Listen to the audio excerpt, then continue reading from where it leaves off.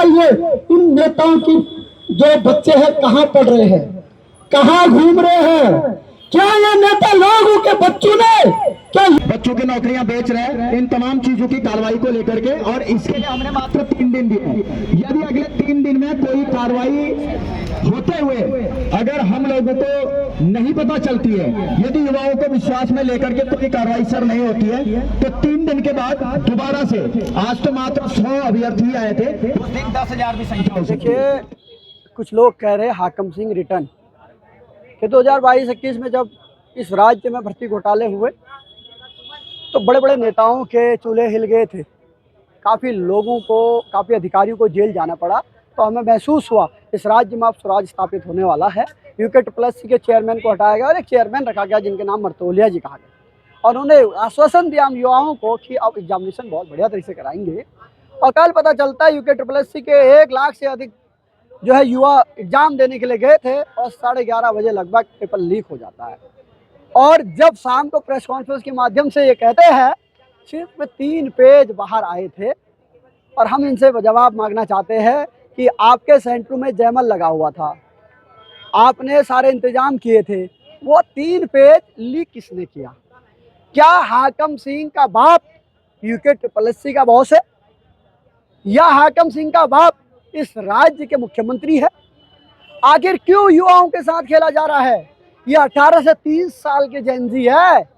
नेपाल प्रकरण अभी हुआ है। याद रखें मुख्यमंत्री जी, होश में आ जाइए।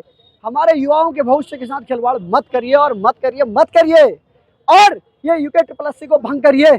इनका एक ही काम अब रहेगा कि पेपर लीक किसको कहते हैं ये डेफिनेशन बताएं। 3 पेज बाहर हो जाते हैं, कहते हैं इसको लीक नहीं करेंगे, तो लीक किसको कहेंगे? आज युवाओं ने शपथ ली है, जो भी यहाँ पर जेनजी आए थे 18 से 30 साल के युवा, ये नैपो किड्स की रिसर्च करना स्टार्ट कर दिया। उन्होंने जितने भी राजनेता के बच्चे बाहर पढ़ रहे हैं, राज्य से बाहर पढ़ रहे हैं, हमारी टैक्स की कमाई से एक एक करके चुन के तय किया जाएगा कि तुम पढ़ोगे, तुम रहोगे या हम रहेंगे। और ये तय करेंगे कि कितने लोगों ने यूके में, कितने नेताओं के लड़कों ने एग्जामिनेशन के लिए फॉर्म भरा है। हमारे युवाओं के साथ खेलोगे, राज्य के साथ, अस्मिता के साथ खिलाओगे, भविष्य के साथ खेलोगे। बर्दाश्त नहीं करेंगे। 2027 से पहले ही धामी सरकार को खत्म करेंगे। आयोग कहते हैं 3 पन्ने बाहर आ गए। कैसे आ गए 3 पन्ने बाहर? आयोग के अध्यक्ष आप बताइए कैसे आए 3 पन्ने बाहर? आपका जयमल लगा हुआ था, आपकी पुलिस लगी हुई थी, आपकी एसटीएफ लगी हुई थी, आप खुद लगे हुए थे। कैसे 3 पन्ने बाहर आ गए? वो 3 पन्ने बाहर आए तो आए कैसे? उसके बाद वो सॉल्व हुए, वो सॉल्वर को आप बैठा के कह रहे हो, जो इसने सॉल्व किया वो सुमन को आप अपने साथ बैठा रहे हो। आरोपी है वो नकल विरोधी कानून में, उस आरोपी के साथ आप प्रेस वार्ता करते हो और कहते हो उसे पता ही नहीं था ये किसका पेपर है। अरे असिस्टेंट प्रोफेसर है वो किसी कॉलेज की, उसे पता नहीं आज पेपर हो रहा है। संडे के दिन पेपर होता है, संडे के दिन पेपर हुआ, पेपर है करके उसको भी पता है, वो पेपर सॉल्व कर दिया, तो वो आरोपी है। उस आरोपी के साथ आप कहते हैं कि उसे बॉबी पवार ने रोका था। वो बॉबी पवार के पास खुद आई थी या बॉबी पवार उसके घर से लेने गया था? बॉबी पवार को उसने खुद सबूत दिए थे। उसके बाद उन सबूतों के आधार पे बॉबी पवार ने पोस्ट करी थी।